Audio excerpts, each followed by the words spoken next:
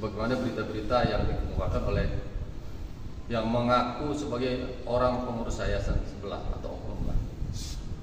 Nah, pertama kami jelaskan, seperti yang diversifikasi kami, rektor yang sah adalah Bapak Dr. Muhammad Kadafi.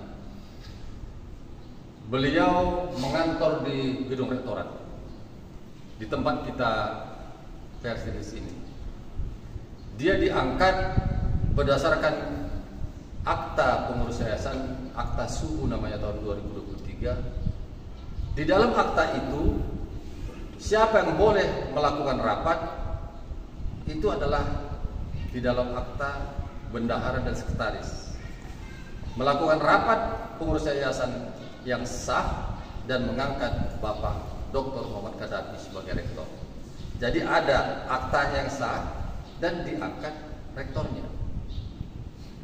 Dan saat ini beliau tetap bertugas melaksanakan tugasnya sebagaimana tugas di perguruan tinggi adalah namanya Tridharma Perguruan Tinggi. Dia melakukan koordinasi tentang pendidikan, penyuluhan hukum dan pengabdian masyarakat, semua dilaksanakan. Itu yang sah. Kemudian ada berita-berita, ada oknum pengurus yayasan katanya mengangkat rektor yang namanya M. Pari. Dapat kami jelaskan bahwa akta tersebut yang merupakan dasar dari pengangkatan rektor itu dibuat turunan dari akta yang diduga palsu. Akta pengangkatan yang rektor yang sekarang adalah dilakukan oleh pengurus yayasan berdasarkan akta yang diduga palsu. Kenapa palsu? Kami mempunyai data kepalsuan tersebut sudah menjadi perkara penyidikan, bukan penyelidikan, tapi penyidikan. Penyidikan itu artinya di dalam perbuatan itu, di dalam akte itu ada perbuatan pidana. Dan sekarang ini dalam tahap menunggu gelar saja, sudah full bucket. Kita menunggu dari Bapak penyidik Polres Bandar Lampung untuk lakukan gelar. Siapa yang menjadi tersangka? Nah, di situ dia. Jadi ada dua hal. Kemudian berikutnya yang kita mau sampaikan tentang struktur kelembagaan, surat ada direktur kelembagaan. Kata-katanya kan ada surat dari dikti kelembagaan. Surat tersebut itu tidak sebenarnya masih tidak mengikat. Karena apa? Karena mereka melakukan penyeludupan hukum atas surat tersebut. Artinya penyeludupan hukum. Mereka menyatakan di Universitas Malahayati mereka lah satu-satunya sebagai rektor. Maka tanpa melihat surat kita, direktur kelembagaan mengeluarkan surat. Itu sudah kita lakukan keberatan. Sudah dilakukan. Kita berharap dalam waktu dekat juga ada pembatalan dari surat direktur kelembagaan tersebut. Itu kira-kira tentang status yang diakui. Kemudian berikutnya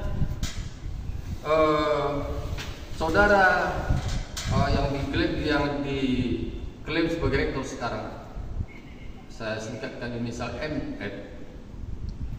Dia ini sebenarnya tidak mempunyai kualifikasi untuk diangkat sebagai rektor. Tidak mempunyai kualifikasi.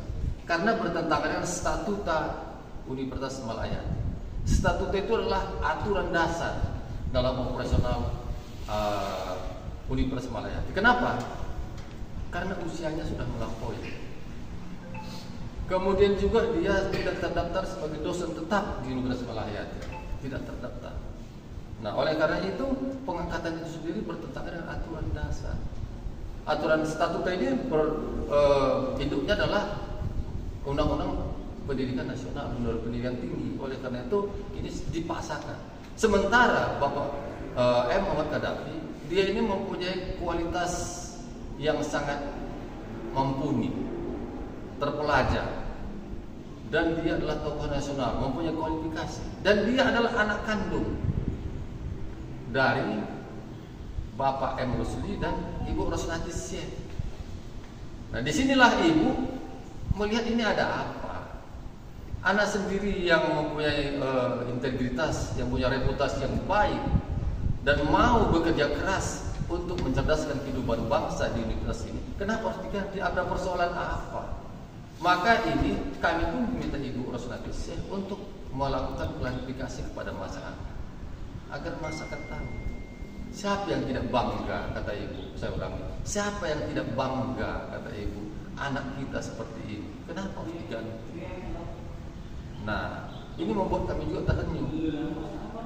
Sebagai seorang, kita ini kan sebagai anak, itu sangat ibu sangat sedih anak kandung kau diganti. Nah, oleh pengurus yayasan yang bernama Pak Eds itu tidak boleh